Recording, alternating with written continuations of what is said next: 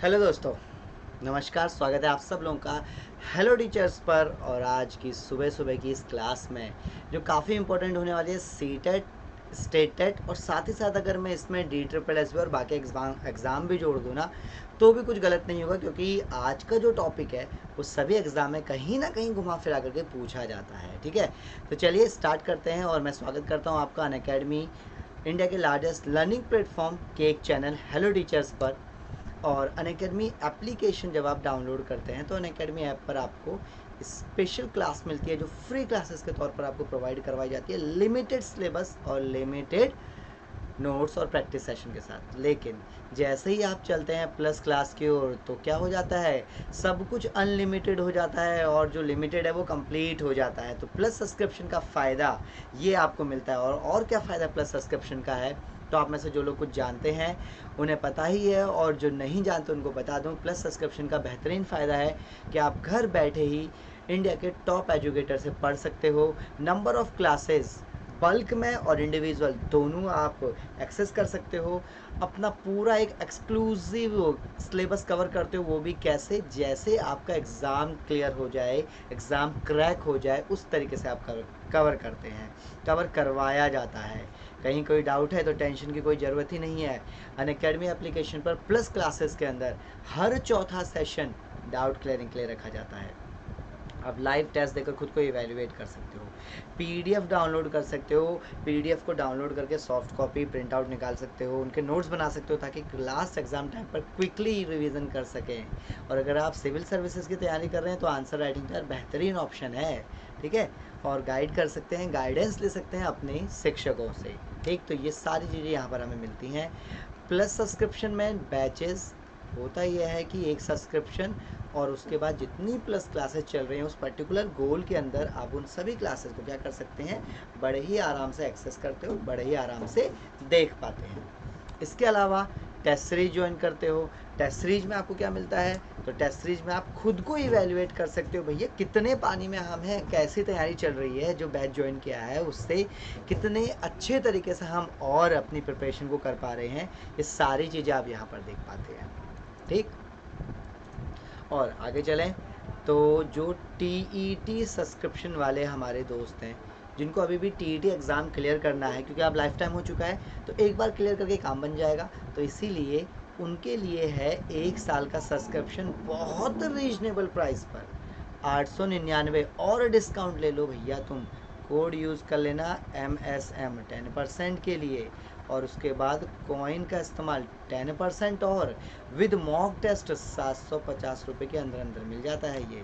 ठीक है, देखो अभी क्या चल रहा है, सीटेट का बैच चल रहा है समर्पण के नाम से, राजस्थान का REET रीट का बैच चल रहा है ये।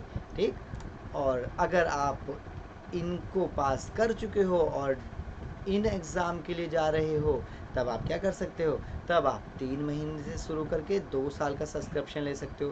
बेहतर रहता है कि आप कम से कम 1 साल, और अगर थोड़ा सा इकोनॉमिकली स्ट्रॉन्ग है तो 2 साल का सब्सक्रिप्शन ले लीजिए, क्योंकि MSM को 10% दिलवाता है, आपके कॉइन आपको 10% एक्स्ट्रा दिलवाते हैं।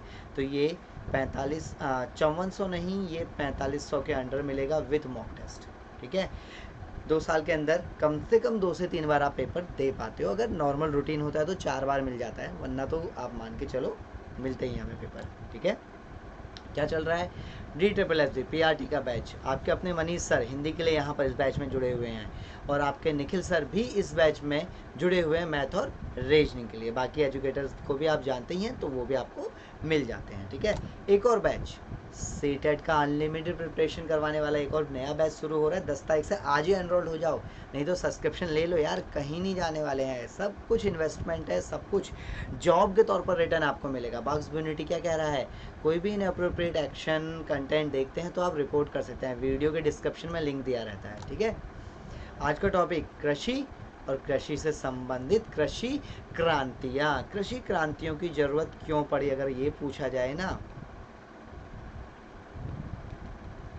कृषि क्रांति क्यों आवश्यकता पड़ी अगर ये पूछा जाए, तो ध्यान रख लेना, उत्पादन को बढ़ावा देने के लिए, उत्पादन को बढ़ावा देने के लिए हमें एग्रीकल्चर रेवोल्यूशन की ज़रूरत पड़ी। समय समय पर अलग अलग तरीके के एग्रीकल्चर रेवोल्यूशन होते रहते हैं। ठीक, अब चलते हैं पहले प्रश्न की ओर। उससे पहले मैं यही कहूँगा आपसे, सेशन को एक बार फटाफट से लाइक कर दो, सेशन को शेयर कर दो, अपने सभी दोस्तों को सेशन को शेयर कर दो और बता दो कि काफ़ी इंपॉर्टेंट क्लास शुरू हो चुकी है। और ये रहा पहला प्रश्न आज का, नीली क्रांति का संबंध किससे मिलता है? नीली क्रांति का संबंध किससे हमें मिल जाता है? ब्लू रेवोल्यूशन किससे संबंधित है? मछली उत्पादन, खाद्यान्न उत्पादन, मांस या फिर दूध का उत्पादन। तो नीली नीले अंबर पर, अंबर नहीं है, क्या है? नीला नीला पानी है, तो पानी नीला नीला है तो मछली उसमें मिलती हैं। ठीक है, तो क्या मिलेगा? फिशरीज। खाद्यान्न के लिए क्या होता है? हरित, हरा रेवोल्यूशन। मांस होता है लाल रंग का, लाल रेवोल्यूशन। दूध होता है सफ़ेद रंग का, तो श्वेत रेवोल्यूशन। जैसा प्रोडक्ट वैसा उसका नाम। ठीक है, तो ये चीज़ बिल्कुल ध्यान रखते हुए चलना। आसान से हैं, आगे आने वाले क्वेश्चंस आपको और बढ़िया और मज़ेदार मिलने वाले हैं। अगला पॉइंट है, डॉक्टर एम एस स्वामीनाथन ने निम्नलिखित में से किस क्षेत्र में खुद को प्रतिष्ठित किया? कहने का मतलब है डॉक्टर एम एस स्वामीनाथन कौन से क्षेत्र से संबंधित आपको मिलते हैं? डॉक्टर एम एस स्वामीनाथन कौन से क्षेत्र से संबंधित मिलते हैं? फटाफट आंसर आपको बताते हुए चलना है। चलो, तो सही जवाब है एम एस स्वामीनाथन का क्षेत्र एग्रीकल्चर है, कृषि क्षेत्र से संबंध मिलता है इनका। ठीक है, एम एस स्वामीनाथन को भारत में हरित क्रांति का जनक कहते हैं। भारत में हरित क्रांति का जनक कहा जाता है। कहाँ? भारत में कहा जाता है। जबकि अगर विश्व की बात करेंगे तो विश्व में ग्रीन रेवोल्यूशन के फादर के तौर पर जाने जाते हैं नॉर्मन बोरलॉन्ग। कौन? नॉर्मन बोरलॉन्ग। ठीक है, ये हमें विश्व में हरित क्रांति के जनक माने जाते हैं। ये अगला पॉइंट, आंसर डी। नेक्स्ट, अरे वाह, पेपर आउट। हरित क्रांति किसके प्रयासों का परिणाम हुआ करती थी? बिल्कुल सिंपल सा है, एम एस स्वामीनाथन के प्रयासों का परिणाम हरित क्रांति हमें मिल जाती है। ठीक है, हरित क्रांति कौन से दशक में शुरू हुई थी अगर पूछा जाए तो ये 70 के दशक में शुरू हुई थी, 70s के दशक में शुरू हुई थी और लगभग 1966 का समय हमें ये मिल जाता है। अगला, नाबार्ड, इसकी फुल फॉर्म याद करना बहुत इम्पोर्टेंट है, पूछा जाता है नाबार्ड की फुल फॉर्म। नाबार्ड की फुल फॉर्म क्या है और नाबार्ड क्या है, दोनों पूछा जाता है। अगर ये पूछा जाए ना कि नाबार्ड क्या है, तो नाबार्ड क्या है? ये एक बैंक मिलता है, क्योंकि फुल फॉर्म में देखो क्या लिखा हुआ है, national bank of agriculture rural development. बहुत बार हम क्या करते हैं, बहुत बार हम national agriculture bank and rural development कर देते हैं, तो ये गड़बड़ है। N A stand for national. ठीक है, N A stand for national. इसका गठन हुआ था 1982 के अंदर, 1982 में इसका गठन हुआ था। अगला पॉइंट है, नाबार्ड का हेडक्वार्टर कहाँ पर मिलता है? अलग अलग जोनल ऑफिस तो हैं ही इसके, लेकिन इसका मेन हेडक्वार्टर कहाँ पर मिलेगा? लखनऊ, बेंगलोर, नई दिल्ली या फिर मुंबई? तो सही जवाब देख लेते हैं, वो है मुंबई। ठीक है, इसका हेडक्वार्टर कहाँ है? नाबार्ड का हेडक्वार्टर मुंबई में हमें मिलता है। चावल अनुसंधान केंद्र कहाँ पर मिल जाते हैं हमें? चावल अनुसंधान केंद्र बेंगलुरु, लखनऊ, कोयम्बटूर या कटक? तो चावल अनुसंधान केंद्र का जो सही जवाब मिलता है वो कौन सा है? बिल्कुल ठीक है, वो है कटक। कटक कहाँ पड़ता है? तो ध्यान रख लेना, कटक उड़ीसा राज्य में स्थित है। तो कटक में चावल है। कैसे? जैसे चावल खाते हैं तो मुंह से कैसे आवाज़ आती है? कटक कटक कटक कटक। तो ध्यान रख लेना, चावल की कटक कटक आवाज़ आती है, तो चावल कटक कटक कटक उड़ीसा में मिलता है। ठीक है, याद रहेगा आपकी, चावल क्या है? चावल कटक कटक कटक उड़ीसा में है। चलो, अगला पॉइंट है, श्वेत क्रांति के जनक। श्वेत क्रांति जिसको क्या कहा जाता है? Operation flood. ऑपरेशन फ्लड भी इसको कहा जाता है। श्वेत क्रांति के जनक के तौर पर M S Swaminathan, V Kurien, Rajendra Singh, VP Pal. तो आंसर सही जवाब है वर्गीस कुरियन। वर्गीस कुरियन श्वेत क्रांति के जनक हमें मिल जाते हैं, और वर्गीस कुरियन ने ही अमूल कॉरपोरेशन, ठीक है, AMUL यही है spelling, Ananda milk union limited की स्थापना करने का काम किया था। तो अमूल दूध तब से पी रहा है इंडिया, ठीक, 1976 के आसपास में इन्होंने ये स्थापित कर दिया था, ठीक है। ऑपरेशन फ्लड की शुरुआत इस समय पर हुई थी दूध के उत्पादन को बढ़ावा देने के लिए।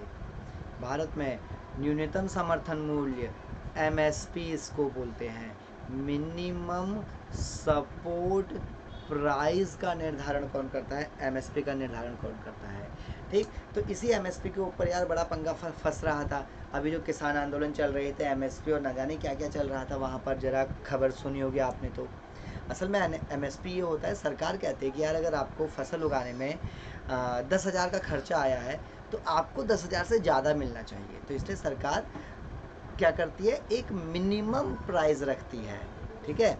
और इस तरीके के MSP का शुरुआत सबसे पहले अलाउद्दीन खिलजी ने अपनी बाजार नियंत्रण व्यवस्था में किया था। तो MSP का निर्धारण कौन करता है? सही जवाब मिलेगा हमें, A पॉइंट है, कृषि लागत और मूल्य आयोग। अगला, हल्दी है पीली, तो हल्दी का पीला रंग किस वजह से होता है? बोरोन, क्यूकमिन, लोहा या फिर कोमोप्लास्टिड के कारण। गाजर का लाल रंग कैरोटीन के कारण होता है। चुकंदर का लाल रंग बीटानिन के कारण होता है, ठीक है। और क्या था, टमाटर का लाल रंग लाइकोपेन के कारण होता है। हल्दी का पीला रंग क्यूकमिन की वजह से होता है, ठीक है। ये रंगों का बड़ा झोलझाल मिलता है हमें। क्या बोला मैंने? टमाटर लाइकोपेन, गाजर, कैरेट का मतलब कैरोटीन, फिर चुकंदर, बीटरूट का मतलब बीटानिन। इनकी वजह से इनके रंग अलग अलग तरीके के लाल होते हैं, और क्यूकमिन की वजह से हल्दी जैसा रंग हो जाता है। हरियाणा में इम्पोर्टेंट 3 फसल, धान, गन्ना, कपास, मिर्च, गेहूं, ज्वार, बाजरा, दलहन, गेहूं, बाजरा, सूरजमुखी या सरसों। बताइए आंसर क्या होगा? हरियाणा में जो पैदा होने वाली 3 इम्पोर्टेंट फसलें हमें मिल जाती हैं, क्या उसका सही जवाब होगा? तो बिल्कुल ठीक है, वो A है। धान बड़े पैमाने पर उगाया जाता है यहाँ पर, गन्ने की खेती होती है और कपास भी उगाया जाता है। तो धान, कपास और गन्ना हमें मिल जाता है। नेक्स्ट, सेशन को फटाफट लाइक कर दिया, 10 क्वेश्चन हमने पूरे कर दिए हैं। और सेशन क्या होने वाला है? रैपिड फायर तो नहीं बोलूँगा, लेकिन रैपिड फायर से कम भी नहीं है ये सेशन, ठीक है। तो फटाफट सेशन को लाइक शेयर करते हुए चलो, मैं आंसर बताते हुए चल रहा हूँ आपको। निम्नलिखित में से कौन खरीफ की फसल नहीं है? खरीफ की फसल नहीं है। तो खरीफ की फसल होती क्या है भैया? खरीफ की फसल होती है गर्मी की फसल। गर्मी कब? तो जून जुलाई की फसल होती है, इस समय पर बोई जाती है। और काट कब ली जाती है? तो करीबन सितंबर और अक्टूबर के समय पर ये फसल काटने का काम करते हैं। इस समय पर क्या होती है? मॉनसून भारत पर आता है। तो ये मॉनसून आधारित फसल हमें मिल जाती है। और ये मॉनसून आधारित फसल है तो इसलिए क्या बोलते हैं हम? इसलिए बोलते हैं कि ये वर्षा आधारित है, ठीक है। ये चीज़ ध्यान रखना। सही जवाब मिलता है A, सरसों। सरसों याद करो, सरसों को ठंड में उगाया जाता है, तो इसलिए सरसों कैसी फसल होती है? रबी की फसल होती है। मुझे ध्यान है, मैं एक बार यहाँ कुरुक्षेत्र की ओर जा रहा था, तो रास्ते में मैंने देखा एक जगह, जब सुबह सुबह हमारी गाड़ी रुकी, कि ढाबे में गाड़ी रुकी और भैया सरसों के खेत लहरा रहे हैं।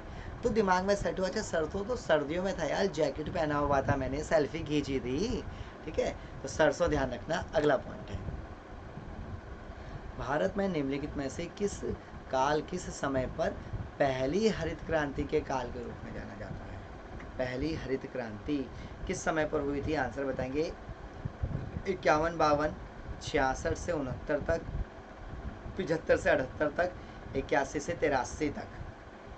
पहली हरित क्रांति लाल बहादुर शास्त्री ने बड़ा फेमस नारा दिया था, जय जवान जय किसान। वो काफ़ी दुखी हुई थे अमेरिका से आए हुए P640 शायद गेहूं की एक किस्म थी, अमेरिका से आए हुए गेहूं को देखकर, जो काफ़ी सड़ा हुआ और वहाँ जानवरों को खिलाया जाता था। वो फसल हमारे यहाँ भेज दी गई थी। उसके साथ कांग्रेस घास भी भारत आ जाती है, और उसके बाद उन्होंने नारा दिया और शुरू होती है भारत में हरित क्रांति। शुरुआत उनकी मृत्यु के बाद हुई थी, क्योंकि लाल बहादुर शास्त्री की मृत्यु 1965 में हो चुकी थी। ठीक है, अगला पॉइंट, झूम खेती। झूम बराबर झूम। तो भैया झूम खेती क्या होती है? जब झूमते झूमते खेती की जाती है। तो झूमते झूमते इंसान कभी यहाँ गिरा कभी वहाँ गिरा, यही चलता रहेगा ना। तो इसीलिए इंसान भी क्या होता रहेगा? शिफ्ट पे शिफ्ट होता रहेगा। तो शिफ्टिंग फार्मिंग को झूम खेती कहा जाता है। भारत में ज़्यादातर इसका जो प्रयोग होता है वो नॉर्थ ईस्ट स्टेट में हमें मिल जाता है। ज़्यादातर प्रयोग कहाँ पर मिलता है? उत्तर पूर्वी राज्यों में ही मिलता है। ये असम, मेघालय, नागालैंड वाले हिस्से झूम खेती की वजह से बड़ी समस्या से जूझ रहे हैं। ठीक है, अगला पॉइंट, दूध के उत्पादन को श्वेत क्रांति, रेशम कीट पालन को, सिल्क को सेरीकल्चर कहा जाता है। बिल्कुल ठीक है। मछली पालन को फ्लोरीकल्चर कहा जाता है। ठीक, इसको क्या कहा जाएगा? सॉरी, मछली पीसी कल्चर।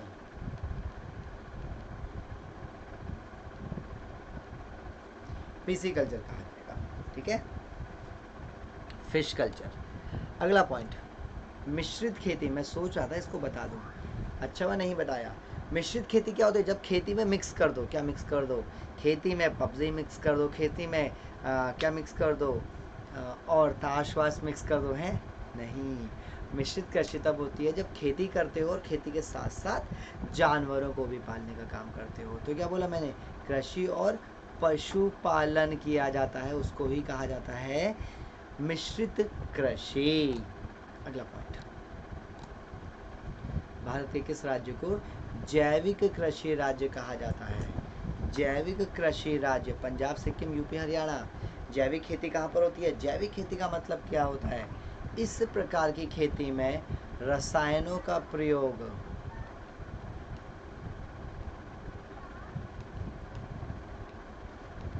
नहीं किया जाता है, केवल वर्मी कंपोस्ट का प्रयोग होता है। केचुए की बनी हुई खाद, जिसको क्या बोलते हैं? जिसको बोलते हैं जैविक खाद का प्रयोग होता है। और पूरी तरीके से जो राज्य डिक्लेयर हो गया वो है सिक्किम, एक छोटा सा प्यारा सा राज्य। सिक्किम ने अपने आप को एग्रीकल्चर, कौन सा, जैविक खाद का प्रयोग करने वाला organic farming country state declare किया है। ठीक है, चावल की फसल का खैरा रोग किसकी कमी से होता है? चावल की फसल में खैरा रोग की वजह से काले काले दाने धब्बे से हो जाते हैं। ठीक है, और उसकी वजह से जो फसल हमें मिलती है वो थोड़ी सी ख़राब हमें मिलती है। गन्ने में भी अक्सर इस टाइप की बीमारी आपको मिल जाती है। तो इसलिए आंसर हम क्या देखेंगे? सही जवाब हम देखते हैं वो है जिंक की कमी की वजह से खैरा रोग हमें मिलता है। ठीक है, पौधों में जस्ते की कमी हो जाए तो खैरा नाम की बीमारी हो जाती है। किस फसल को प्रत्यारोपित किया जाता है? प्रत्यारोपित मतलब अगर ये खेत है तो एक जगह बहुत सारी फसल गुच्छे में लगा दी जाती है। ठीक है, और फिर एक एक करके उस फसल को यहाँ पर लगाया जाता है। तो ऐसी कौन सी फसल है? सरसों, चावल, गेहूं, मक्का। तो क्यारी में लगाई जाने वाली फसल है बी, चावल की फसल। ठीक है, जिसको हम क्या बोलते हैं? धान की फसल भी कहते हैं, जिसको धान की फसल भी कहा जाता है। चलो एक मिनट।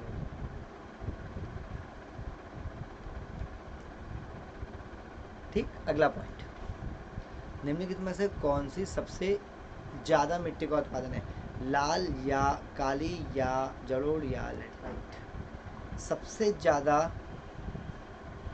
अधिक उत्पादन करने वाली मिट्टी इन सब में कौन से हमें मिल जाती है? सही जवाब क्या मिलेगा हमें? सबसे ज़्यादा उत्पादन। और क्या है आंसर इसका?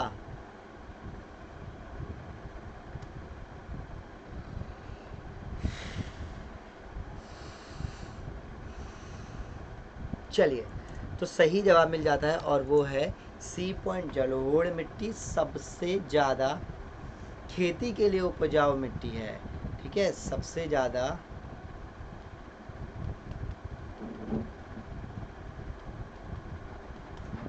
खेती के लिए उपजाऊ मिट्टी है मिलती है हमें, ठीक है। 18 का आंसर से मिलेगा। अगला पॉइंट है, जो एक फसल मानसून पर निर्भर करती है उसको क्या बोलते हैं। अभी बात हुई थी रबी की फसल, ठीक है। अब आप बोलोगे सर ये जायद की फसल भी हो सकती है, केवल मानसून पर निर्भर करती है।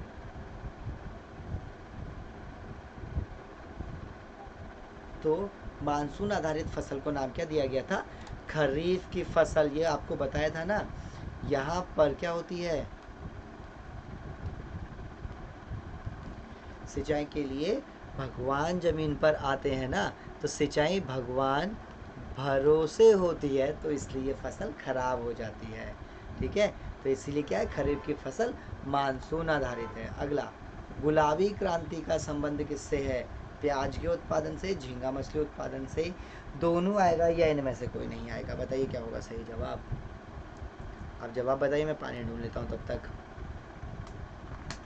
जल्दी बताएंगे जवाब क्या होगा।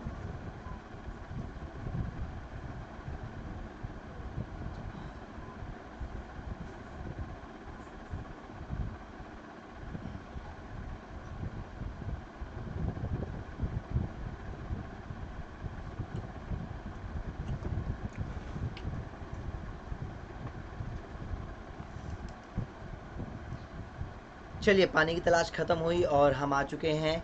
सही जवाब है ये दोनों।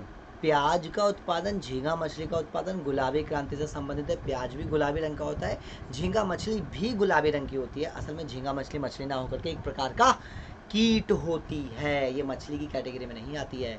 लंबी लंबी मूछों वाली सी मछली होती है ये, ठीक है। अगला पॉइंट, इंद्रधनुषी क्रांति का संबंध किससे होता है। चलो, लगे हाथ में आपको झींगा मछली के दर्शन भी करवा ही देते हैं यार।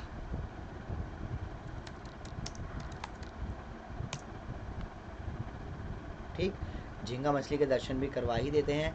बताइए, प्लेट पर सजी हुई झींगा मछली देखना चाहोगे या फिर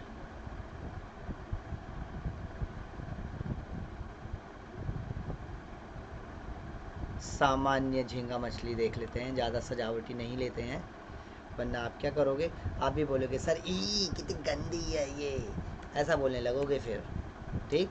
तो क्वेश्चन नंबर 20 पर दोबारा एक बार चलेंगे, जब आपको दर्शन करवाया जाएगा झींगा, क्योंकि आज तक तो केवल देखा ही देखा था ना कि झींगा मछली क्या होती है।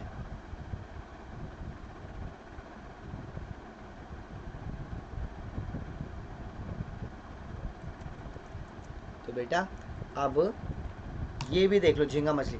ओफो, मेरे पास सर के ऊपर आ रही है ये, अरे साइड में हो जाओ, ठीक है। ये तो सर के ऊपर ही आ गई है बिल्कुल। ये देखो झींगा मछली ऊपर से लंबी लंबी मूछों वाली सी, ऐसे हम दिखाते हैं। मिस्टर बीन को एक बार अगर कभी मूवी में देखते तो खाते हुए दिखाया गया था, ठीक। चलो हटाते हैं इसे, अगला पॉइंट हम देखेंगे। इंद्रधनुषी क्रांति का संबंध किससे मिलता है। बी, कृषि में ओवरऑल प्रोडक्शन की बात होती है। एग्रीकल्चर में क्या है ये, सर्वांगीण उत्पादन, सिर्फ गेहूं चावल नहीं, सब कुछ में सबसे ज़्यादा हम अच्छा कर लें, ये है एवरग्रीन रेवोल्यूशन। अगला पॉइंट है, फर्टिलाइज़र यानी कि उर्वरकों की क्रांति का संबंध किससे हमें मिल जाता है। उर्वरकों की क्रांति का संबंध किससे मिलता है। आंसर बताएंगे जल्दी से मुझे, क्या आंसर होगा इसका सही जवाब। उर्वरकों से संबंधित क्रांति तो क्या होती है भैया, उर्वरक की क्रांति। तो बिल्कुल ठीक है, उर्वरक भूरे भूरे रंग के होते हैं, तो इसीलिए धूसर क्रांति यहाँ पर हमें मिलेगी। क्या मिलेगी, ग्रे रेवोल्यूशन। यूरिया कैसे रंग का होता है, ग्रे, सिल्वर सा कलर का, ग्रे सा कलर का, ठीक है। अगला point, oil seed vegetation, golden revolution, स्वर्ण क्रांति का संबंध किससे मिलता है। तिलहन, सब्जियां, फल या कपास। बताइए क्या होगा सही जवाब। स्वर्ण क्रांति का संबंध किससे मिलेगा, तिलहन से, सब्जियों से, फल से, कपास से। तो सही जवाब की ओर चलते हैं, ये है फल, गोल्डन, ठीक है, रेवोल्यूशन फल से। और इसके अलावा लिख लेना, यू आर माई हनी बनी, तो शहद का उत्पादन भी स्वर्ण से होता है, क्योंकि शहद भी कैसा होता है, सुनहरे सुनहरे रंग का होता है।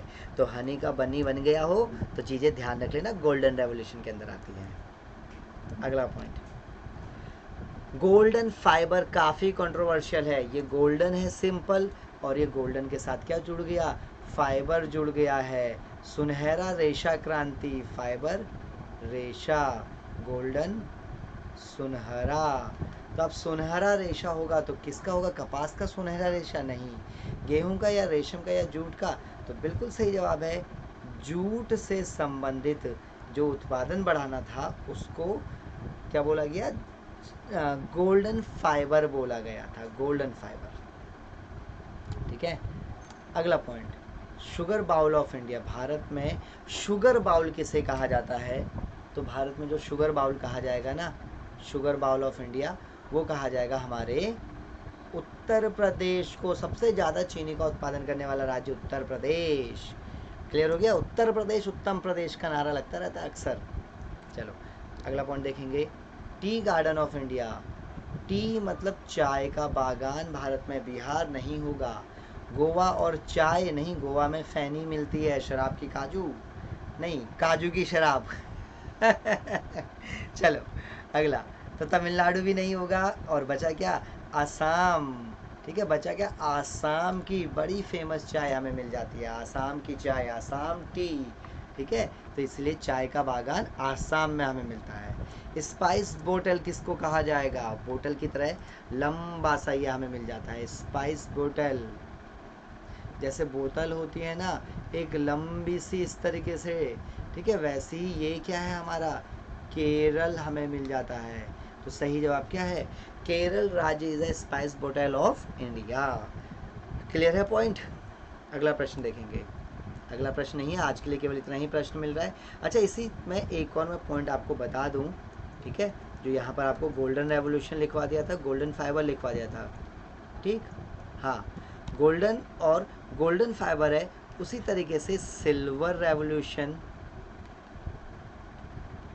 ये संबंधित है अंडा यानी मुर्गी पालन से, और सिल्वर फाइबर,